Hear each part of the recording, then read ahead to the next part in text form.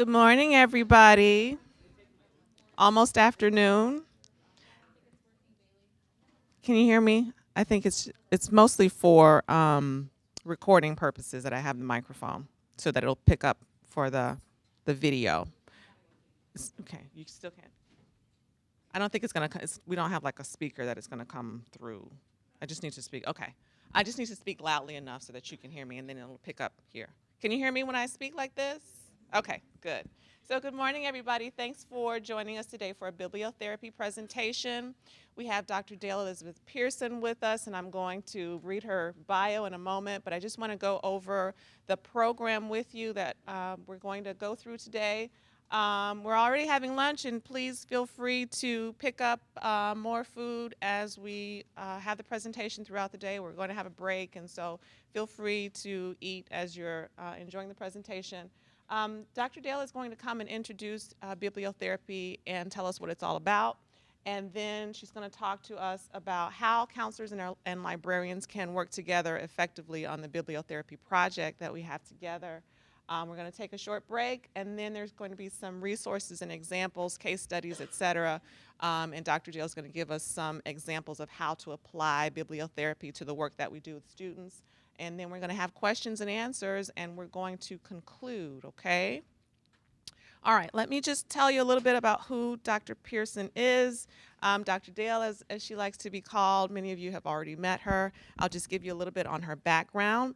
Dr. Dale joined Central Michigan University as dean in 2012. In this position, she is responsible for 5 large departments: the Governor John Engler Center for Charter School Authorization, the Science Math Teaching Center, and the Center for Child Development Learning Lab are also under Dr. Dale's purview. She oversees the Professional Education Unit. As such, she works in concert with 5 colleges to guide 23 teacher education programs across CMU. She works very closely with the Michigan Department of Education. She serves as the president of the Michigan Council of Deans. Under her stewardship, Dr. Dale has overseen 2 doctoral programs that have been launched: the PhD in Educational Leadership, K-12 or Higher Ed, and the Doctorate in Educational Technology. In 2012, Dr. Dale developed Camp Central for college candidates, a summer on-campus program for rising 7th grade students. Camp Central 2015 has grown, and this summer will serve over 100 students. The focus of the camp is to provide compelling residential experience focused on STEM education and engendering a college-going culture. Camp Central for College Candidates is a university-wide collaboration that includes Gear Up, the Governor John Engler Center for Charter Schools, and the Science Mathematics Technology Center.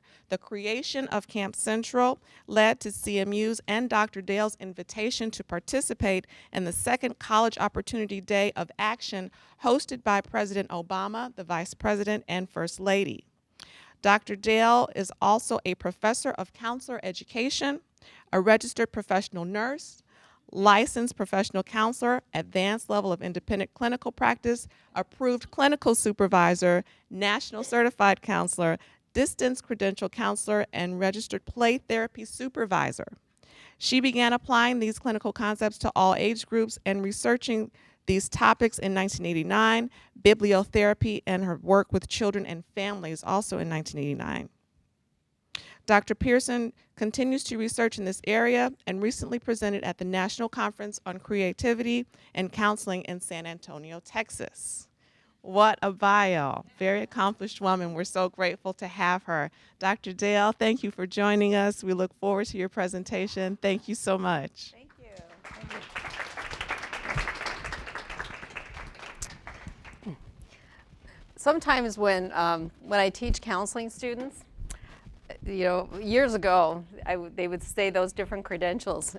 The students would say, of course my hair wasn't white back then, they just look and they'd say, "How old is she?" It's just that I've gone to school a long time. I went to a vocational high school in New York. You remember when they had vocational high schools? And I got an academic high school diploma, and I got a licensed practical nursing diploma, which led me to go to a community college and become an RN, and which led to a nice career in healthcare. and helping and working with others. And I realized that my calling was really more about counseling and helping and working with others. So I kind of moved seamlessly from healthcare into mental health care. And then now I seem to be a dean. So there you go, people skills. But I've lived all over the United States. And then we'll do a little bit up here for Alaska, a little bit out here for Hawaii. But I have never lived there. I was born in New York City, did a small stint in Florida, went back to New York, swore I would never leave, got married, moved to Idaho. Lived there for about 18 years, swore I would leave, and then I did go to Texas for a year, out to Oregon, to Nevada, and now to Michigan. So there we go. So I've kind of lived around the country. I've never lived in the middle of the heartland, but in Michigan they do refer to it as the heartland, which seems always strange to me because when I was in New York, Detroit always just kind of seemed like right next door, and then there was Chicago. So, but I realize it is the heartland. So how did I get interested in this whole thing with bibliotherapy? And I'm so pleased that you invited me to talk to you today about something that I'm so passionate about. How many of you like to read? How many of you like to watch movies? Right. How many of you like to write? Write stories? Anybody write stories? Poetry? Okay, we've got a poetry person. Okay, stories are everywhere. That's how we learn our cultural coding. That's how we learn stories. That's how we learn society. That's how we learn to connect. Life lessons are through story. If you're going to teach a child about something, what are you usually going to do? You're going to tell a story. Or you're going to say, in religious settings, you might tell a parable, or you might tell some life lesson. Stories are really the way we're coded in society. And books and information are the way we share our legacy. So whether it's fiction or nonfiction, biographies, stories really seem to be pretty compelling to most of us. What I do before I go to bed every night is I read a book. I read an old-fashioned hard-covered book that you have to open and put on your, yeah, I don't use the light thing with the, I use that. And even if I only read for about 10 minutes, what I find that a book does for me is it empties my head of the worries of the day, and I'm thinking about the characters or the storyline or the information. And so when I close my eyes, the day is done. The anxiety is gone. I'm in the story, and I'm totally relaxed and ready to go to sleep. It was the CFO of a hospital who told me that. He said, "What are you reading journal articles every night for? You're going to be worried about how you're going to implement them the next day. You read a story." So he got me hooked on that process, and I've been doing that for about 25 years, and it really helps. So anybody read before they go to bed? Yeah, it's good stuff, isn't it? Yeah. So how did I get involved in this, and why is it so exciting for me that you are here, both librarians and counselors, to talk together about how you can help one another using books? When I was a school counselor, I was also a mental health counselor. I worked in various settings. I always liked to work in a place for 2 or 3 years and then kind of change it up and go someplace different. So when I refer to stuff, that's because I've had a lot of jobs. It's not that I can't keep them. It's just that I have worked a lot, and I've enjoyed all of the different experiences I've had. When I was a school counselor, they put me in Snake River, Idaho. I was in 2 schools. One was way, way out in Pehrsson, Idaho, and one was in Blackfoot, Idaho. So the schools were really spread out. So I would get in my little Kia, and I would kind of tootle around to the different schools with my porta-pack of counselor tools. And one day, one of the teachers came up to me and she said, "Oh, we've got these kids with varying disabilities in the class, and the little kindergartners just don't really, they can't seem to understand that they can't jump up for recess and plow down this little girl who's got a walker. And I need help. I need to teach these kids manners, and I need to teach these kids understanding." And they're like 5. And I said, "Okay." I thought, "Oh, yeah." She said, "You're a counselor and you work with children, so you fix it." And I thought, great. So, counselor elevated to expert. The kindergarten teacher can't do it, but I'm going to be the one to fix it. So I went right down to the library, and I walked into this little place in the middle of Pehrsson, Idaho, and they had the most amazing library filled with the most amazing books I've ever seen. And they'd gotten grants over the years in all kinds of ways, and they had a very persistent woman who worked there half a day for years, and that place was just packed with great stuff. And I looked around all the wall, and I thought, "Oh, where's the catalog? How's this going to work?" And I said, "Listen, I really need something on manners. I need something on treating people with respect, with understanding difference. Do you have anything at all? She just said, and she went right over to, someplace, reached up, she grabbed this book, she grabbed this book, she grabbed this book, and she grabbed another one. And she put them down and she said, is this kind of what you're looking for?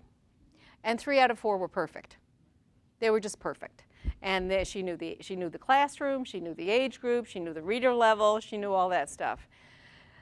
So what I did was, the next day, rather than having the counseling lecture, I developed this, story time with Dr. Dale.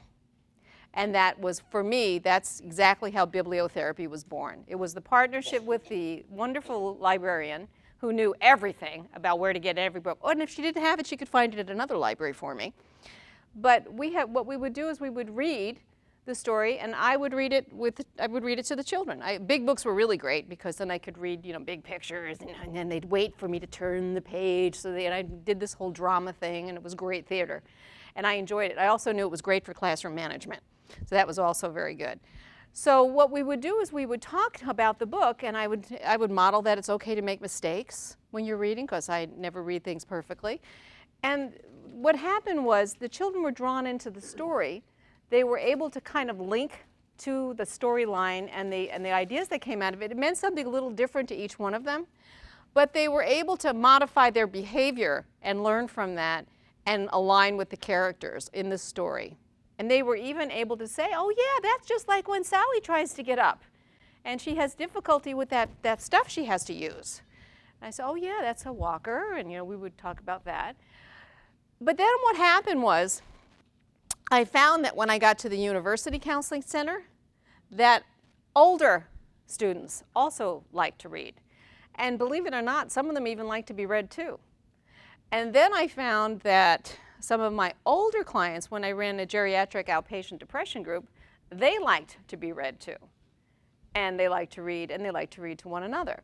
So I'm going to talk about a lot of variations today. I'll try to stay very focused on the college population for you so that you can really understand some of the utility of this, and talk to you about how I studied this, but how I began to actually study this field and learn about what was out there, much like Liz did for her dissertation. And I was really pleased to see a lot of the sources in her dissertation were sources that I used when I was doing this research. But I was at Oregon State University in Corvallis, and a very nice woman named Paula McMillan, who was the research librarian for the College of Education, kept going to the same meetings. When you're a new person on campus, you go to different orientations, you go to grant writing meetings, you go to this, you go to that. And Paula kept showing up with them. Finally, I looked at her, I said, don't I know you from somewhere? She said, oh yeah, you came over to the library when you were brand new to look at the children's literature section. I said, oh yeah, I remember that. And she said, yeah, you're still interested in children's literature? I said, I'm interested in every kind of literature. She said, okay. What are you interested in? She said, I don't know, I'm interested in something that's going to get me tenure and promotion, because I don't know what I'm doing and nobody's in my department is helping me. And I said, well, let me tell you what I'm working on, and you'll see if we have anything in common. So I told her that what I really wanted to do was to develop a tool so that counselors who were using and assessing literature, any kind of books, would be competent and know how to judge the value and the worth of the materials to use with the client, and variations of those things. And she said, well, that's really interesting, because I think librarians would really be interested in how do they use a book and work with others to make recommendations to teachers, parents, and counselors, psychologists, and MDs, and so forth. And I said, oh, interesting. So we developed this paper pencil tool called the Bibliotherapy Evaluation Tool. And then we decided, oh yeah, this was like 1998, 1999. I said, oh yeah, let's put it on the web, it'll be easy. Yeah, 3 years later, we were able to actually finally get the tool on the web and so forth, but it wasn't that easy back then. It's easy to do stuff now. We're much more facile with websites, but back then it was pretty much, trying to pay people in chocolate to get them to work with you to do this stuff, because it was really kind of hard to build these systems. But that's how it got started. Paula was the most wonderful research colleague that I have ever worked with in my entire life. She retired 3 years ago from Las Vegas. She followed me from Oregon State down to UNLV, and then she did retire 3 years ago when I went to Michigan. But we did work together a long time. If you ever want to know anything or find any kind of book or need any help, Paula can find it. Paula is the best kept secret in America, as most librarians are. They can find anything. And I think if society knew that, they would be breaking down your doors. You know, the library would be even more crowded than it is, because librarians truly can find anything, and they can help you with anything. It's just amazing. I would say, well, what about, oh, well, let me just, yes. And now they really have these amazing tools that are very, very, very useful. So that's kind of my story, a little bit about me, and I thought that you might enjoy hearing about some of that. And so now we're going to do the serious stuff. All right, that's me. Yay. Okay, so bibliotherapy, was that enough of an introduction? Okay, you got it? So I've been doing this a long time. And it really, I was very excited that I did just go to San Antonio with Laura Bruneau. And I've been working with her for about 3 or 4 years. And she's actually been doing research with college students, counselors in training, on how to use books and how to use them with clients. So the last couple of articles that we've published have to do with the research that she's doing with graduate students, based on their processes as they go through, and the utility that they find in their own self-growth and the self-growth with college students and clients that they work with. So Paul and I got to work for 12 years together, and then I was in Portland, Oregon, presenting at a conference, and Laura Bruneau was there, and she kept attending some of my sessions. And finally she came up to me and she said, I just did my dissertation, and I cited you in my dissertation. And I said, really? Now, I never get tired of hearing something like that. I don't know about you, but when somebody says they read your work and it's exciting, now, I'm enough of a total geek to say, oh, yeah, really? Oh, I'm so excited. But I calm myself down and say, oh, really? Thank you so much. What did you find? And so forth. Well, but she wound up to be a great partner. And so we're actually doing research together now. And I'm hoping that Paula's work will continue on with some of Laura's work. So that's pretty exciting. And some of my doctoral students from Oregon State have done some of their research with me on bibliotherapy. There's some work I've done on grief and loss with it. Cindy Briggs did that work with the bibliotherapy, and now she's doing equine therapy with kids. So people, if you're looking for creative interventions, people sometimes are drawn to use of literature, but they're drawn to lots of things, cinema therapy, pet therapy, and so forth. But anyway, basically, it's the combination of using books to help. Samuel Crothers in Atlantic Magazine way back in 1916 coined the phrase bibliotherapy.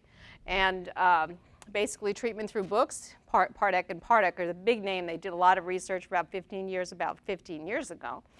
And, but basically the dynamic process of interaction between the personality of the reader and the literature under the guidance of a trained helper. So those are pretty good encapsulations of that. All right, I made up a few more. You might see out there. This is my old list, and this is my yesterday list. But there's lots of, library therapeutics, reading therapy, therapeutic book matching, and so forth. Biblio-guidance, literature counseling. Can you think of any more that you've heard out there or you think that might fit?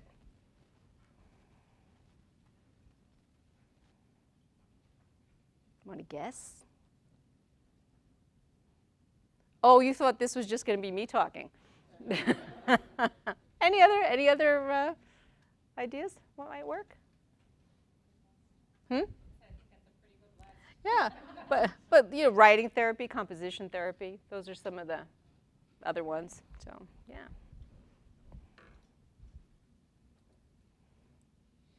Here's where you can kind of pull it out. Now, how many of you have graduate degrees in counseling or psychology or some related area? Okay, so the first character is the clinical bibliotherapy.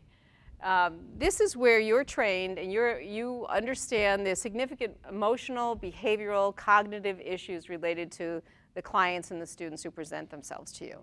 So it's usually a graduate level practitioner, someone really who knows how to deal with advanced mental kinds of things that happen, anxiety, depression, suicide, grief and loss, those kinds of things, spectrum disorder, so forth. But then there's developmental bibliotherapy, and this is where everybody can go up and down on the range. You're usually dealing with transitional kinds of things that happen, relationships, breakups, decoupling, family dissolutions, death, accidents, transition from high school to college, jobs, babies, those kinds of things. Things that just kind of, life happens. Those are transitional kinds of things, but they can be stressors. So, so that's part of what's developmental. And basically, you use it to kind of promote conversation, understanding, and so forth. Okay. All right. Yeah, I love this. The Library at Thebes, the healing place for the soul. Anybody remember that old movie about 10, 12 years ago? It was called Matilda. It was a children's movie. And in it, her life is just a nightmare. Her parents are kind of wacky. And she finds solace. Where? In the library. Remember the scene where she takes her little wheelbarrow and goes down with all the books? That saves her life, the library. She finds characters, she can learn. It saves her life. She literally becomes okay because of it. Freud also, when one of the first articles I published was the use of, the grounding theory behind the use of bibliotherapy. And really, Freud knew that artists, writers, painters, musicians, they really provided such a healing benefit to society and to individuals.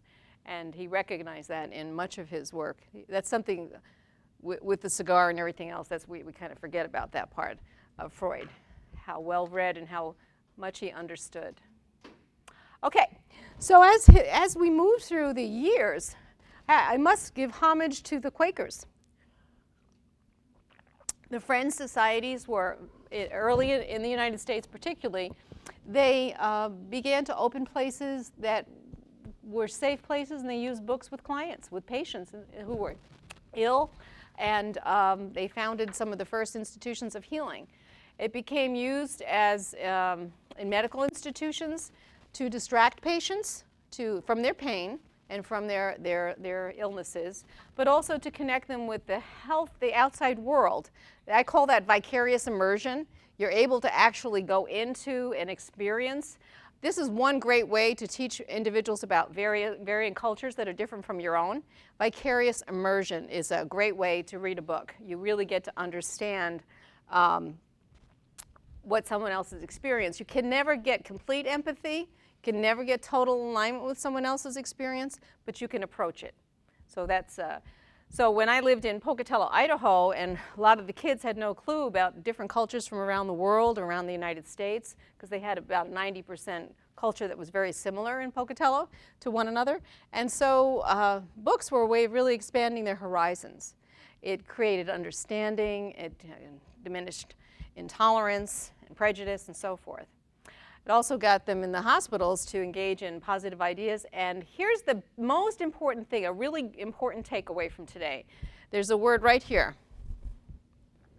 hope. In bibliotherapy, one of the things that Heinsberry and Berry write about and talk about, and most everyone who uses books in a therapy, you never give someone a book that's a downer. It's not going to help with depression. It's going to make you more depressed and more anxious. You can have downer situations in it, but you need to have hope, some kind of resolution that the person in the book was able to problem solve or make it their way out. Because, you know, well, in the book, this person didn't make it and they wrote about him, so certainly my chances aren't very good. So that's not what you want to see happen. That's really an important piece of it. In the early 1900s, we credit the librarians. The American Librarian Association took an active part in establishing libraries in hospitals. Now remember, in the early 1900s and the early 1920s or so, what were the kind of diseases that people were suffering from, that they required long-term hospitalizations? Go way back. Think. Yeah, well, polio was in like the 40s and the 50s. Go way back, yeah. TB, right, and we do happen to have an emergence of that today, unfortunately, but And TB required long periods of convalescence. So people were in bed a long time. They were away from they wouldn't let their families in to see them, and so forth. People got isolated. They couldn't get out very often, and they really didn't walk them very much either, which was probably not that very good either. But so books really had a way of keeping them connected. I mean, how many, when you're gone alone for a long time, we don't do letters as much anymore, but how many of you look forward to emails? Yeah, it's like hearing from people, having that being connected is important. So they understood that this had a major impact on the well-being of clients and their recovery. So that's pretty good. And they worked with the physicians associations, well, surgical association and so forth. And after World War II, Britain, the soldiers and the military folks, mostly men at the time, had, we call it now, post-traumatic stress disorder, but back then they called it things like shell shock. And so they would wind up having long-term convalescence, and also dealing with multiple amputees and different kinds of head trauma and so forth. So books were really a comfort, and the use of book. And many a nurse, many a volunteer would sit at the bedside, many a family member, and read to people, read them books, or they would read to themselves. They used to go around with carts with books on them and so forth. Yeah, so, and then of course it expanded from Europe to, in other wars it expanded to China and Britain. So basically, we've noticed that it moved from the libraries and the hospitals into more and more people in different outpatient situations, counseling centers, schools, elementary schools, and so forth, into the mainstream. And basically, many medical and mostly mental health individuals were using it, but now it has expanded to librarians, social workers, nurses, and so forth. So, and then in the study that I did, I'm going backwards. Sorry.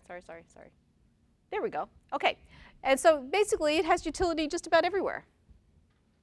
And how many of you know people who are P12 teachers? Okay.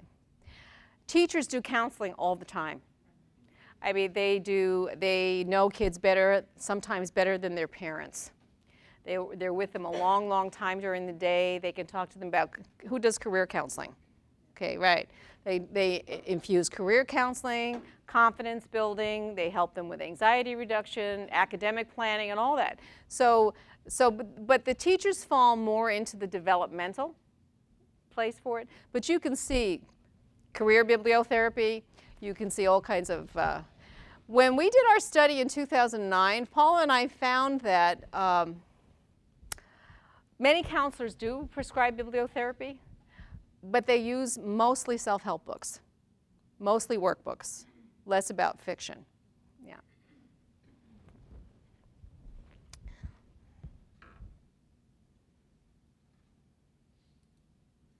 Okay, I love this slide because this is the range, just some of the things we were able to pull out of the literature over the years about where it's used. And you can see that in the 80s and the 90s, books really started to grow in certain areas. And now, of course, from 2000 to 2015, we've got a lot of self-help books, a lot of stuff on how to get divorced, how not to get divorced, how to have good sex, how not to get depressed, how to move through anxiety. There's books that go into the self-help section, and you can almost get depressed just looking at all the problems that people have, because there's a lot of resources for folks. But it is very, very helpful. In dealing with young adults, developmentally K through 12, but when you're dealing with young adults who are coming into a community college, who are more traditional age when they're entering in, the transition issues are just overwhelming for them. And trying to manage, and many of our students, of course, they work, and especially we've seen that in the last, well, since the Great Recession in my state. The Great Recession hit Michigan about 2001. So we got it hit because of the auto industry. And so we got hit with that, and then we got the national recession on top of it. And so our recovery has been pretty slow in the state. Kids have a tremendous amount of pressure trying to figure out how to pay for school. I mean, you all know that. The debt ceiling is crazy. And if they're first generation students, which many of my students are, at all the universities I've worked at, I'm very drawn to first generation students. All 4 kids in my family, we were all first gen, and all 4 of us finished college. And my brother Jimmy finally at age 50 got his bachelor's degree. So yeah, I know, and you know what he said to me? You know, Dale, you've been nagging me all these years saying it would change my life. I wish you'd just really pushed me a little harder. And I said, hey, I tried, I did my best. But this is where it can be very helpful to the students, because if it's written in a book and someone's written about it, it must be a real problem that a lot of people have to deal with. And if they see it and they can relate to it, they can understand it. It's kind of like you take it to the advanced version now. If it's on the internet, it must be true, right? But if it's in a book, it's really, really true. So there's lots of utilities. Is there anything on this list that I haven't talked about or you use it for? Oh, you know, it's funny. I would put that in just about every category, because individuals with learning disabilities are impacted by everything. But also learning disabilities,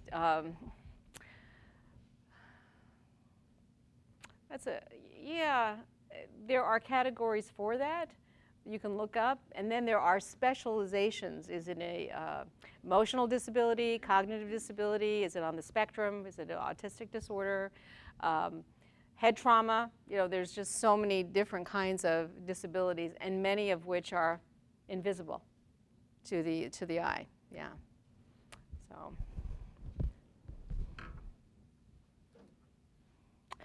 Okay, so, all right, I know you have your handouts, don't look at it. Okay, what do you think the benefits are for bibliotherapy? Using books, what do you think the benefits might be? Think about a book that really helped you. How did it help you? What did it do for you? Validation of? Normalizing validation of the feelings, okay, and thoughts.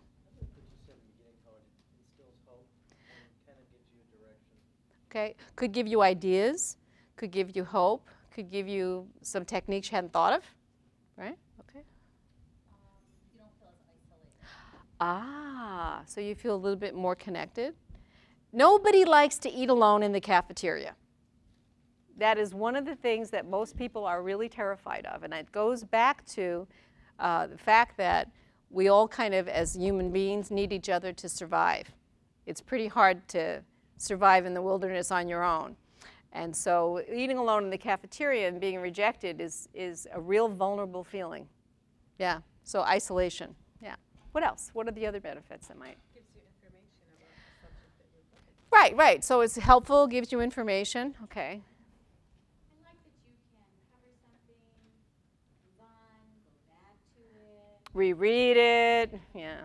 just go to your own pace. And you know what's really important to tell people to do? They can scan and they can snag, but they don't have to read every word.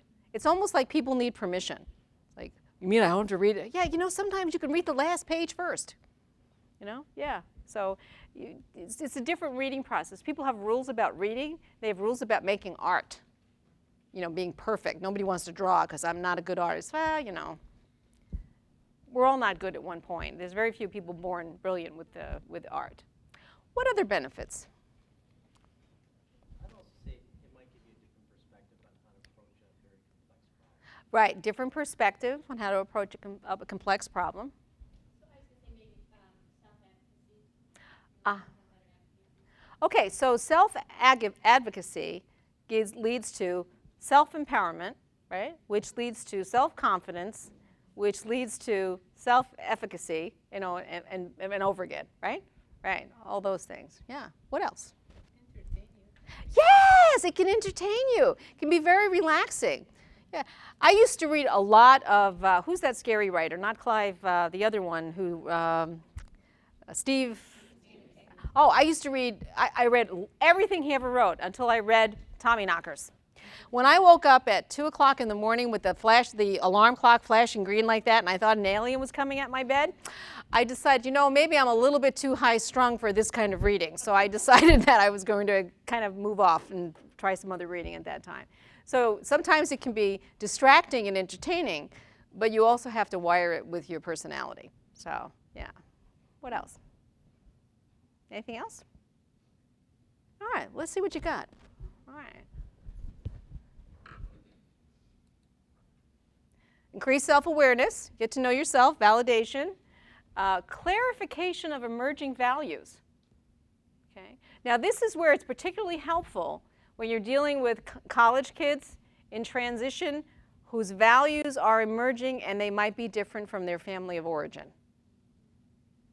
You get this a lot with kids who have migrated to the United States and their parents are very different from another country and live another country's values. And then the kids go to high school and then the parents come into counseling and they say things like, I'm raising an American. When did that happen? You know, so you have the conflict of values that can happen. Sometimes those conflicts can be so major, what can happen to college kids? Drop off. What else? Depression. What else? What if you don't live up to the family's values?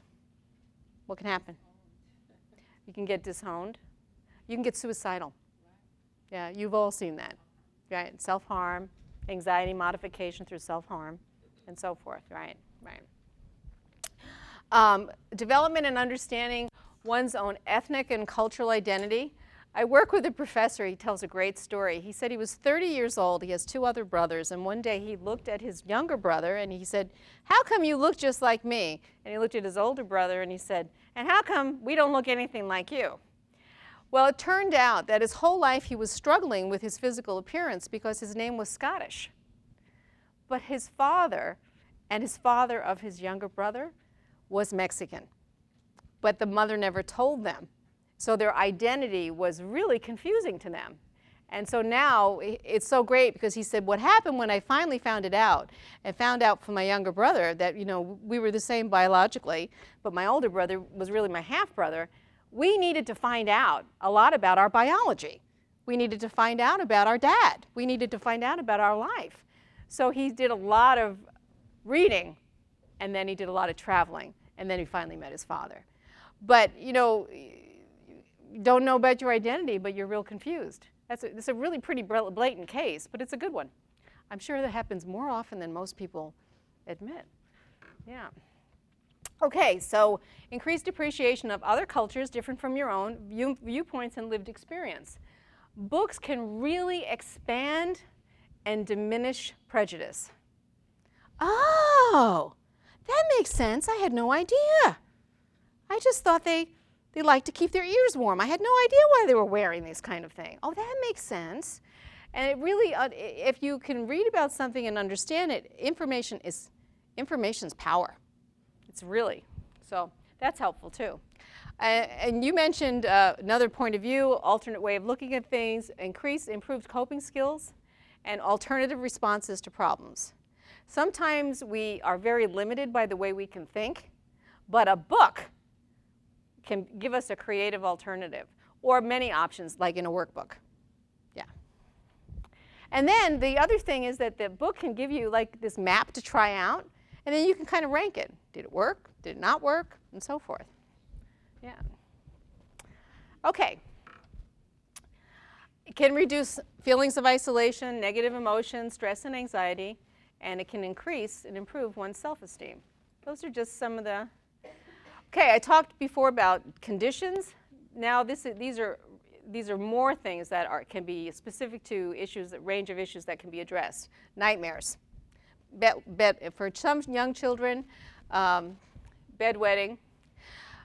The whole idea of child abuse, many of you are dealing with adult children of abuse. I mean, you've got kids that they have reaction trauma. Whether it was physical abuse, sexual abuse, dealing with parents who are raging, alcohol parents, parents with drug disorders. So you're eating disorders, all of these things, there's a book for just about everything. The responsibility that you have is to make sure that the book is accurate and informative and the information is current. My husband and I ran a clinic for about 6 years, and we worked with children with multiple disabilities and reading disorders. That's what his area is, literacy, and my area is counseling. So it was really a nice fit for the two of us to be in practice together. One time a child was diagnosed on the spectrum with high-functioning autism, and went to the doctor. The pediatrician said, "Oh, no, no, no, you're way off. This isn't, no, that's not what it is." So she said, "No, no, I think it might be." So we recommended she go down to Salt Lake City and have the child tested. And of course, the child did come back with high-functioning autism. And the family was really able to change their life with how they worked with their child, because they learned appropriate interventions, how to relate. High-functioning child. But what the mother did when she first found out, she went to the library and they had an old book on autism. And what was the old research on autism thought to be? It was the mother's fault, inappropriate bonding, and so forth.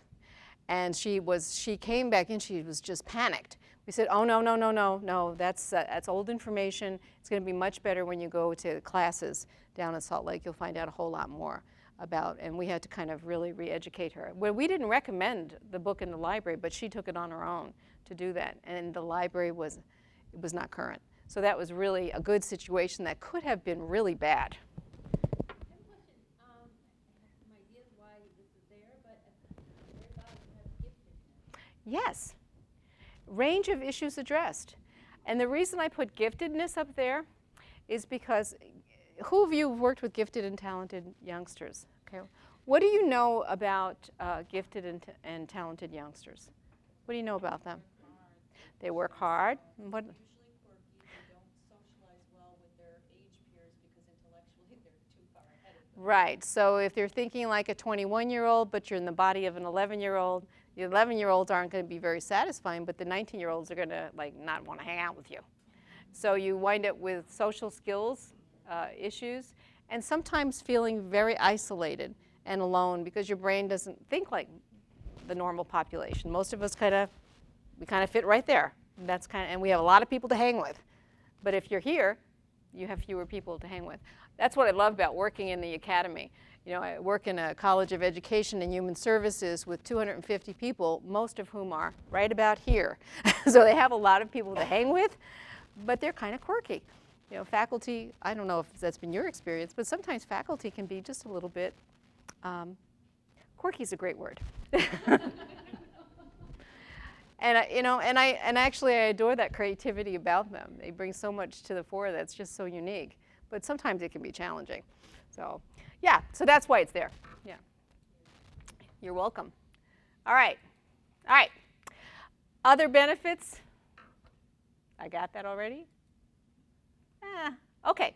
So Schroeds did this research, and she was a nurse, and I like her research because she really looked at bibliotherapy not so much from the book perspective and not so much from the counselor or librarian perspective, but really from the patient's perspective, how the patient interacted with the book, what they brought to the process.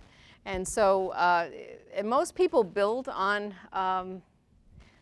her theory, but there's also something that you identify and align yourself with the topic, with the character, with the theme, but also if you connect with the book, you can have an amazing breakthrough. You know, you can have, oh, wow, that just makes total sense, you know. And if you've ever done clinical work with adults who were sexually abused as children, and they don't sometimes know it until they read a book or see a movie or watch a play, and then suddenly they're kind of having a meltdown, an anxiety attack, like, oh my gosh, I just remembered something. That's a pretty important process. Now, one of the things about working with people with books and giving books out to them, if you're doing it in a group therapy situation, you have to allow for everybody's process time. Because those of you who are quick processors, you'll be like, oh yeah, got that, gonna talk about it, gonna work on it. Somebody else might be driving home, and all of a sudden, they remember something.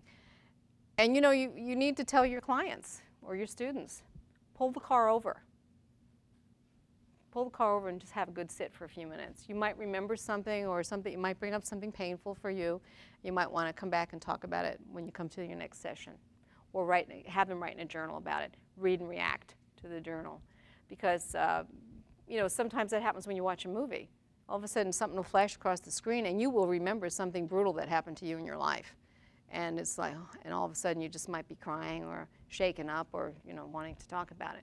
So I think whenever you prescribe books or prescribe a movie, make sure you've seen it first. It's really important. So these are basically this is aligned to fiction, mostly fiction books and storybooks, but also in many of the workbooks they write in vignettes. So the vignettes are condensed stories, so that can also have an impact on connecting with a character. Okay. Basically what we're looking at here is the identification with a character in a story or a book. And all readers, all clients who use books will react differently to a character. One of you might align with it, another one will say, well, I didn't feel that way. That's okay. It's not, you know, it doesn't, we all interpret things according to our own life experience, the way we were raised, what we're doing, and so forth. So,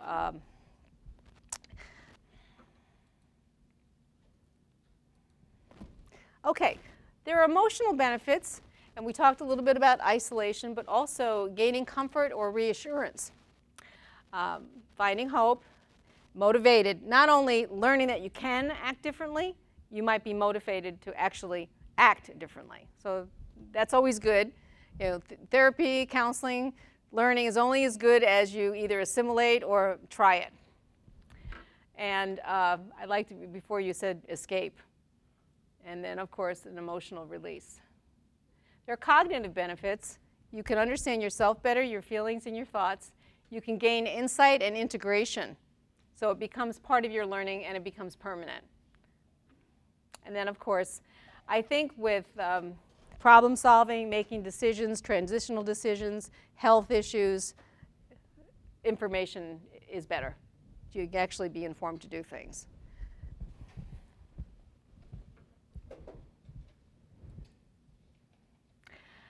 Now, I'm only going to spend about 3 seconds on this and just let you know.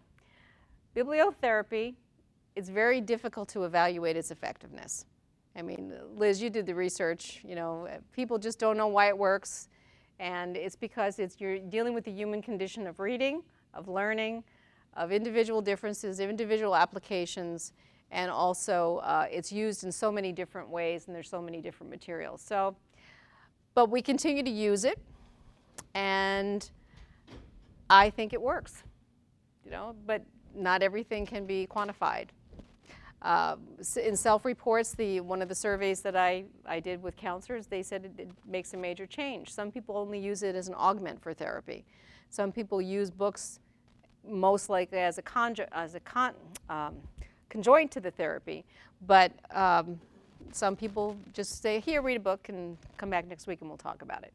So there's lots of different ways to apply it. So when you do an analysis of it, the research is kind of funky that way. Yeah. Okay, but here's where I give you some cautionary advice. And I actually wrote an article about this, and it was published. I wrote it with my husband, and it was a cautionary advice for counselors on the use of, particularly school counselors, on using bibliotherapy, but it applies for college counselors as well. If kids have a reading disorder or a learning disorder, and you don't use bibliotherapy to teach them to read, it's not like you get 2 birds with 1 stone. I mean, because you'll just confluence the therapy and it just will not work. Kids who have reading disorders and reading problems are usually very aware of it and very embarrassed by it. Never ask a kid to do what we all have as adults, are probably remember the terrifying words of, turn to page such and such and we're going to read paragraph by paragraph in front of the class. Cold oral reading still strikes terror in the hearts of many of us. And so you don't do that. So don't confuse the reading.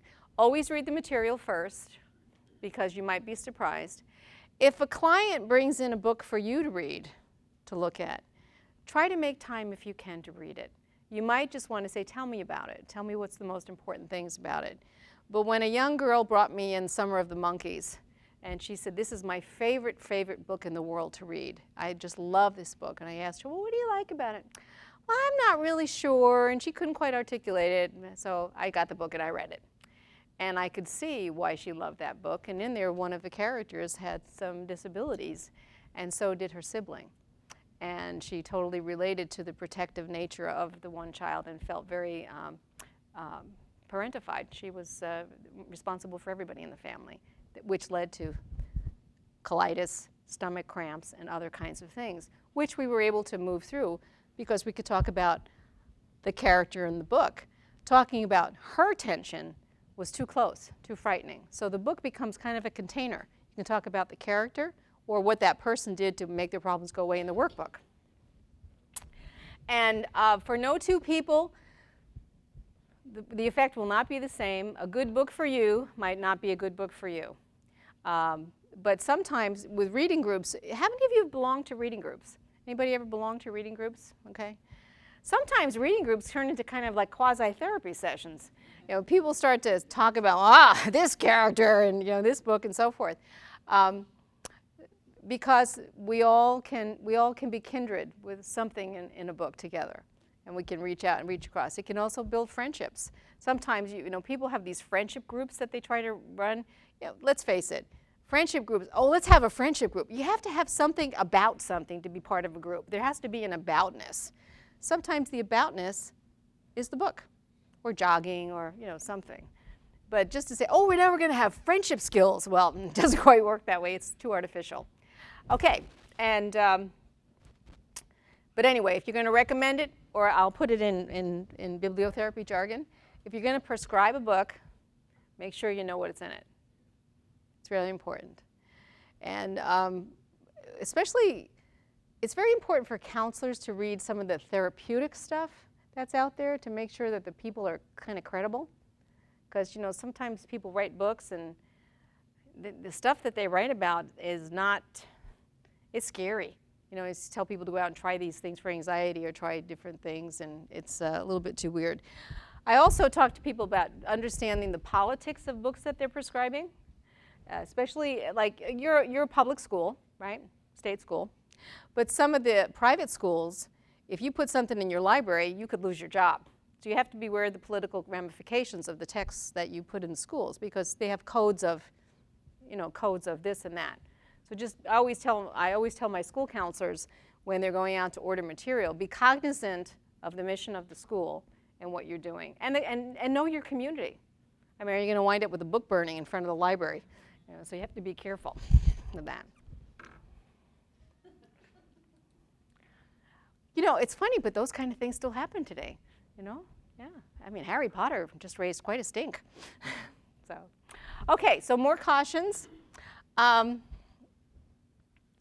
think you really need to know enough about, here's where the assessment piece comes into play. You have to know your clients a little bit better.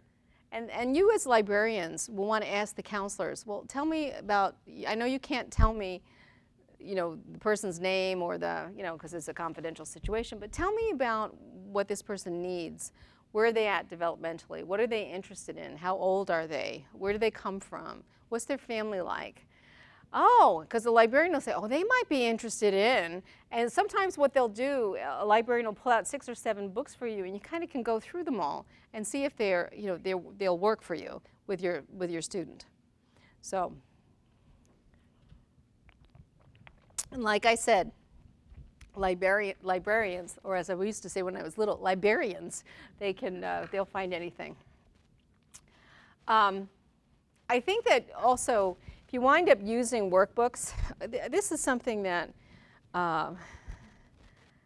if it's a European, American, white male kind of book, and those are the only paradigm that is in there, it might not relate to some of the groups you're working with. And indeed, it probably won't work with women. So you want to really think about being sensitive to what you're giving. I always look at pictures. I look at authors. I look at, especially with, they're talking about problems that are particular to an ethnic group or an age group. You really want to look at how does this person have some kind of personal authority or credibility to write about this particular situation. Sometimes you just look at the back cover and you read about the book and so forth. I think that there are some really great books out there, but we don't want to promote anything that is, of course, stereotyping or inaccurate. So I think that that's really important to be sensitive to as well. So, and if you're from a dominant cultural group, sometimes you're going to be less aware. That's so you have to really just, and not that everyone from a different ethnic group can speak for everyone in a different ethnic group, but sometimes you get some pretty good ideas from folks. That's very helpful. Yeah, again, I talked about information and dated materials and so forth. And if you're giving out and prescribing any books that have to do with healthcare, that is a field that is moving like lightning speed. So, the dates on things, you really have to make sure that it's pretty accurate. And if you can have a health consultant, you've got plenty of health programs in this college, so you got good resources for that. All right. Okay. Now, this is the part that I really do like to talk about, because that's beneficial, it's got good effects, people can connect to it, and there's lots of applications and so forth. But here we talk about the different modalities of bibliotherapy. Okay, so you've probably all scanned it really fast, but that's okay because I'm going to tell you to turn your papers over. Okay, so when you I think the most important thing, and I wrote an article probably a few years ago for the Counselor Association. It was their newsletter. It was a national newsletter. And I had somebody write me back. It was about how you select material, how you look through material, make sure it's effective, and so forth. And they wrote me back, and it was a great question. It was absolutely fantastic. They said, how come you're selecting the books? Shouldn't the client be selecting the books for you? Isn't that kind of presumptuous that you would prescribe a book? And I thought about it, and I thought, yeah, that's a great question. Sometimes they will bring you a book. Sometimes you just go to the bookstore, go to the library, kind of see what's out there and select some, bring it back in, we'll talk about it. But sometimes you will know that this one book is going to be just what this person needs to read just this chapter about and this section, and it'll just kind of help them get through that particular crisis or hump that they're stuck. They don't have ideas for it. So yeah, so I guess I'm going to give you one of those loosey-goosey answers. It depends. It really depends. Does that make sense? Yeah. So here you are, experts, and you know about books, and you know about counseling, and you all know about helping students. So if you were going to work with some people, students particularly, with books, how might you think you could do that? What would be ways of doing that?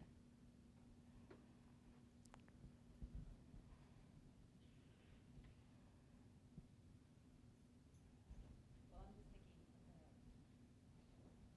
librarians know about certain issues, books about certain issues. Yeah. My knowledge of literature is not that. Right. And you can also ask the librarian, what are the hot topics? Go to the library and ask librarians, what are the students checking out? That's a climate assessment like you can't believe. Oh, these are flying off the shelves, or they're downloading this, or they're downloading that. So yeah, right. So ask the librarian what's hot. Yeah. I know sometimes when students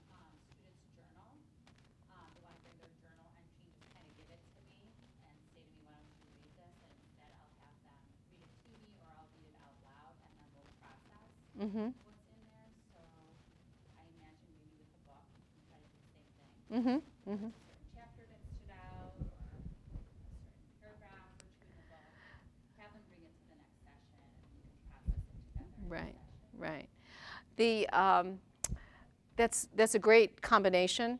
So if a student brings a book, or you recommend a book, or they're reading a book that they want to talk about or write about, and they journal about it and they come in, if they feel comfortable reading, they can read it to you, or they can read you parts.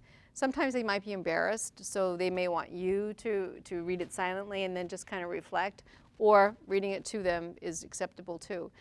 I usually ask them, how would you like me to read this? You know, how would you like that? Just like I do in play therapy, how would you like me to work with this, or sand tray therapy, and so forth.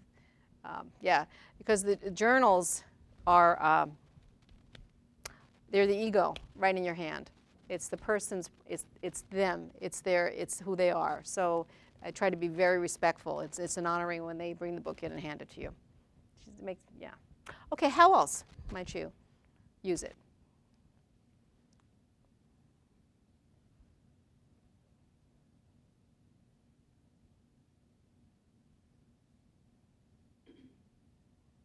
Okay, who's counselors in here? Come on, fess up. Raise your hands. Counselors, okay. Talk to me about group work. Could you use this in groups? How? How might you use this in groups?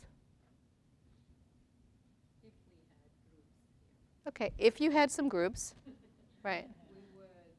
we would read it on our own and discuss it as we do, say, for clubs. Okay, so you could do a group club. As some of you, if you're doing some of the personal counseling that you're doing with clients here, as well as students, sometimes you run a small group, and it could be a group on depression, loss, grief, transition, those kinds of things. You could use it, read a section of it, read a poem. Some of you like poems. You could even show a film clip which has information or a story, which is kind of, they talk about cinema therapy, but it certainly has appeal with stories, and then process it and talk about it. Sometimes you can use a film clip for a story starter, which could be a journal, and then you show a part of a film or read part of a story and say, and how would you finish this? You know? And then you could track that over time. If you wind up seeing someone, if you're doing some brief therapy, you might see someone over 3 or 4 sessions, and if you're lucky, and you can see how some of those things might change, and they're really good for assessing, because through the story they tell you where they're at. Yeah, so that's another way to use it. But let's see what kind of things I've got put up here. Okay, self-reading. Simplest, right? Self-reading, come back and talk about it. You can always tell when they haven't read it. They either, oh, I forgot the book. Okay, can't talk about it. Don't remember anything I read, so I forgot the book. So, and then that might be an indication to you they don't have time. They don't want to. They don't have time. Could be client resistance. It could just be they have too much to do, you know. Or it could be that they have a reading problem, you know. But that's one way. Recommend a book for reading. They may self-recommend, and they may come in and say, this is what I read. This is my life. Okay. Reading to a client during a session. You know, I was thinking about you this week and the things that we were talking about, and I was reading this passage, and it kind of reminded me what you're going through. Do you mind if I read it to you? You know, with teenagers, sometimes they go, whatever. You know, but so, oh, yeah, okay. And then I let them know I make lots of miscues and mistakes, and so just bear with me, I don't get it all right. I used to do that when I used to read in groups for students. I always said, I make lots of mistakes. You don't need to correct me. I'm just letting you know ahead of time. It's not your job, because I'm going to make mistakes. And then you model the being imperfect and taking risks, and it's a great thing. Yeah. All right, so reading and reacting to the readings. One way to use this, and how many of you like art? Anybody like art? Okay. You can read them something, then you can have them draw it. Draw a story, or draw a reaction, or draw the character, or how they see the character. You can have them draw in lots of different ways. Give them some crayons, some pencils, and tell them, particularly it's important in college and in schools, they're not going to be graded. They get to rip up the art when it's done, or take it home. It's their call, that you're not going to put it in their file. And then that will be very freeing to them. And then they can sit around in the group, if they're in a group, or individually, and they can talk about the picture. And again, what you've done with the picture, like you do with the journal, or sandbox if you do sand tray therapy, is that it's all about the picture, it's all about the journal, it's all about what's in front of me in the tray. For those of you who use sand tray, which is really great with college students. Because sand tray therapy is a container where you get lots of metaphorical statues and things, and they actually shape their world. Say, tell me what's going on in your life. Tell me what's going on in school. It's very directive, but it's freeing. And then it's the container of the sand tray which actually works to kind of secure them, keep their problems in the container, and they can talk about it. Same thing happens with paper. It's on the paper. It's the art talking, not me. So it's a little bit more safe to dig into some of those worries that they've got. And the journal. It's the journal. You read the journal. That's a way of distancing myself, and it's a little safer for the person. You read it. And then we can talk about what that says about me. So it's really pretty good. So I'm really big on reading, writing, and journaling. Art is great, and it's really great for kids who feel uncomfortable writing. You know? And so the other thing is story starters or discussion starters are great. We talked about those. Reading and reacting with art, poetry, and drama. Drama is always fun. In my office, because when I had private practice, I had a lot of art tools, and I had a lot of puppets and things like that. And you wouldn't believe how many adults and how many teenagers would use the puppets and the teddy bear. And I had a teddy bear sitting on a rocker, and so lots of times people would come in, and they'd sit down like this. They'd see the teddy bear. They go, oh, whatever. Yeah. Take that, put it down. And then as they would talk, sometimes they'd rock, and they'd begin to kind of self-soothe and whatnot. And then eventually what would happen is this would come up, and then it'd be sitting there right there on the lap, like that. Just like that. Very, very soothing. I'd never comment about it. You know, never say anything about it.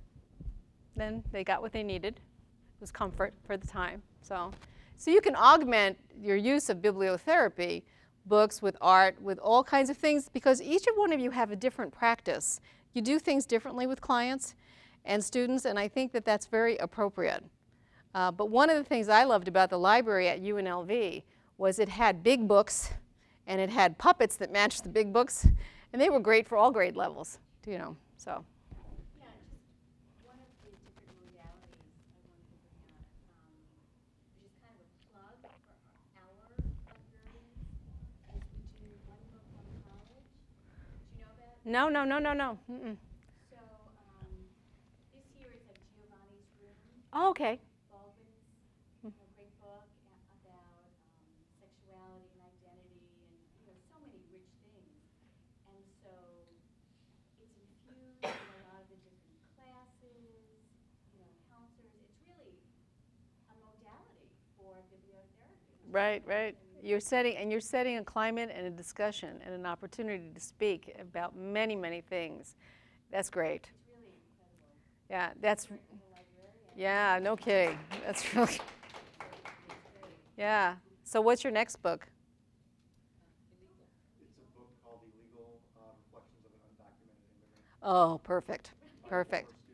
Perfect. Wow. Very, very cool. And that that raises the conversation and the thinking. Yeah, it's one. Yeah, really. So where did you get that idea from to do that? Chicago Public, about 10 years ago, 11 years ago. But it's been around. Yeah. That's great. It's really great. Okay. Then we have this one down here: reading and books with guidance or self-help instruction. And have any of you gone through a book that was a self-help book with instruction that was very helpful to you? Yeah. Does anybody want to share the name of the book? Can anybody do that? How to Survive the Loss of a Loved One. Right. What was the most helpful thing? Just that it was describing things that I was going through that I felt it validated those while talking about changing my negative thoughts or just the scripts that I played back to myself that were basically untrue. Right, and gave you some new scripts and new positive talk, and also was affirming to read. Others have gone through this. Yeah, so lots and lots and lots of benefits. Anybody else have one that they went through that was helpful to them?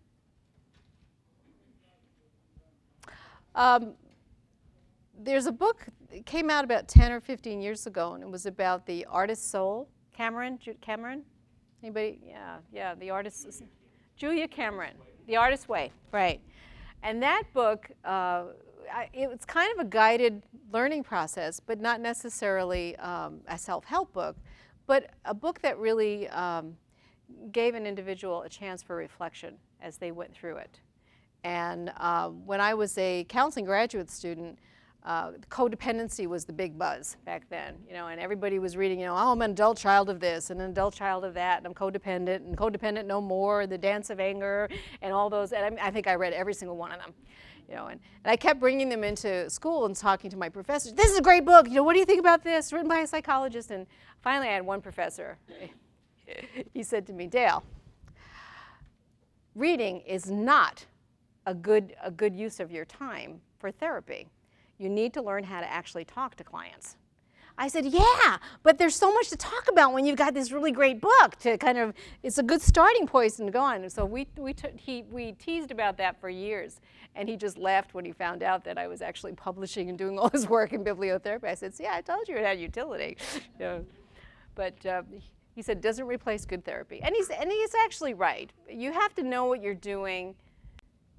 You have to have some kind of theoretical framework for how you're going to work with people, what you believe in. And then you draw the tools that are congruent with who you are. And for me, art and books seem to be the trick. So, all right. Okay, so we're going to go into categories of book evaluation and how you can assess, help one another, how counselors can ask for what they need better. I think I need a book like this, and this, and how librarians can help find those resources for you and work with you. But I think it's probably time for like maybe a 5-minute break. Yeah, it's good. Let's have like 10 minutes. 10 minutes? All right, good, thanks.